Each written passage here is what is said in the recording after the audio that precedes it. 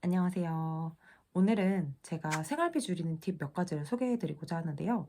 제가 직접 우리 집 가게 운영에 대입을 해보고 실천을 해보고 효과가 있었던 팁 위주로 알려드리도록 하겠습니다. 우선 고정비와 변동비로 나눠서 말씀을 드리고 추가적으로 추가 수입원을 확보하는 방법도 알려드릴게요. 첫 번째, 고정비예요. 고정비는 휴대폰비와 보험료, 구독 서비스비 이렇게 나눠서 말씀드릴게요. 저희는 우선 보험 다이어트를 통해서 고정적으로 나가는 보험료를 줄여놓은 상태입니다. 신랑 쪽에 변액 유니버셜 보험이 있었는데 이게 기존에 월 23만 원씩 나갔어요. 근데 이거를 특약을 조금 조정을 해서 17만 원 가량으로 조정을 해 놓은 상태예요. 사실 제가 이전에 보험료 관련해서 영상을 만든 적이 있는데 변액 유니버셜 보험 이런 보험은 정말 비추하는 상품인데요. 저희는 만기가 얼마 남지 않아서 따져보니까 해지를 하는 것보다 만기까지 채워서 내는 게 낫겠더라고요. 그럼에도 불구하고 한 달 월 납입료가 너무너무 부담되고 비싸서 보험료를 한 차례 조정을 해 놓은 상태입니다. 다음으로는 실비보험인데요. 실비보험 같은 경우에는 직장인분들은 회사에서 단체보험으로 실비보험을 가입을 합니다.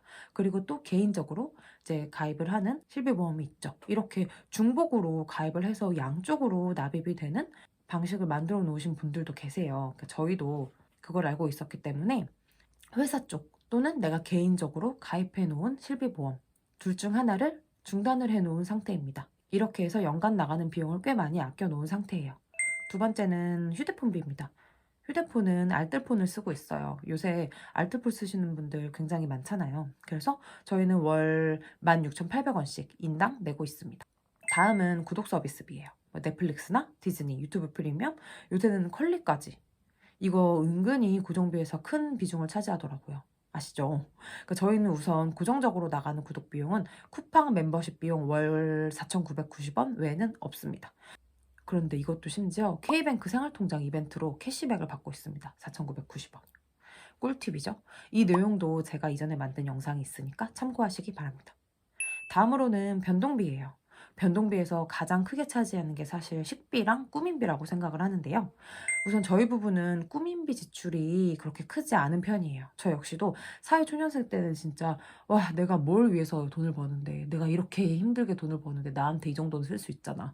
막 이러면서 그냥 주말만 되면 돈 쓰기 정말 바빴어요. 뭐 백화점 가고 뭐 사고 명품 사고 해외여행 가고 나를 위한 선물 주고 근데 이게 이제 결혼을 하고 어느 순간 약간 가치관이 좀 바뀐 이후로 뭐 명품을 사고 가방 사고 옷 사고 이런 데에 돈을 쓰는 게 무의미하다는 생각이 들더라고요. 말 그대로 소멸성 지출이잖아요. 그래서 요새 제가 꾸민비로 지출하는 돈이 뭐가 있을까 생각을 해 보니까 한 3-4 달에 한 번 정도 화장품 비용 정도만 지출을 하고 있더라고요.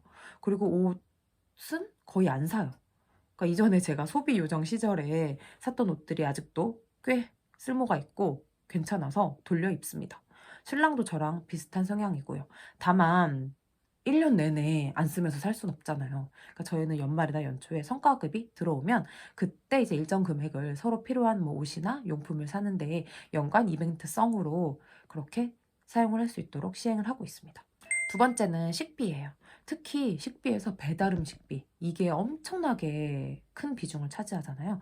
근데 제가 해 보니까 이게 제일 어려우면서도 제일 줄이기 쉬운 게 배달 음식비더라고요.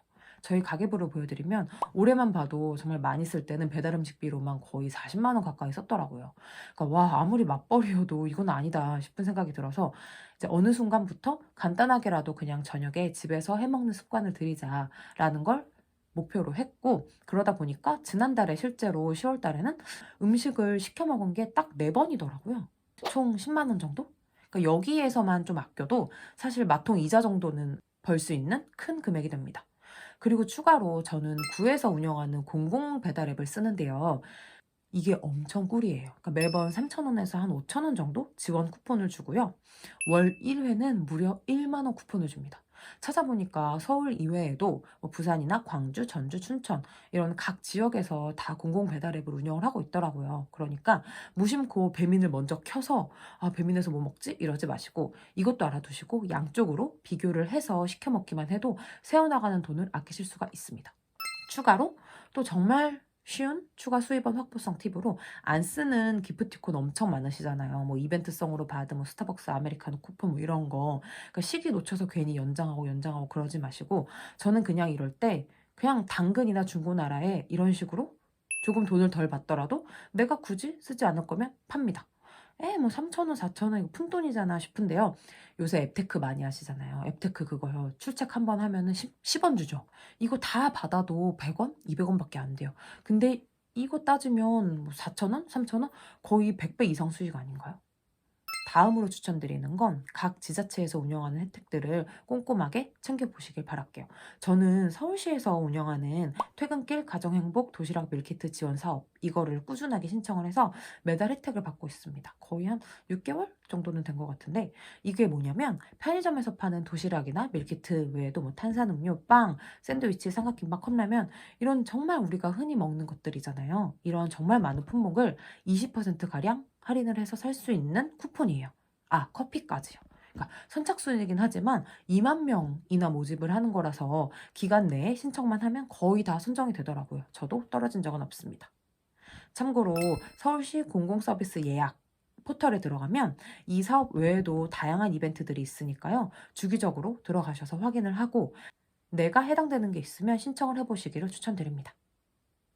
누가 더 많이 알고 그걸 직접 내 생활에 실천하느냐가 결국에는 큰 차이를 만들어낸다고 생각합니다. 눈물 나는 짠테크를 지향하진 않지만 내가 번 돈 허투루 나가지 않는 그런 삶을 지향합니다. 다들 하고 계시는 나만의 절약 방법, 나만의 생활비 아끼는 팁 이런 거 있으시면 댓글로 공유해 주셔도 너무 좋을 것 같아요. 오늘은 여기까지입니다. 도움이 되셨다면 좋아요와 구독도 눌러주세요. 감사합니다.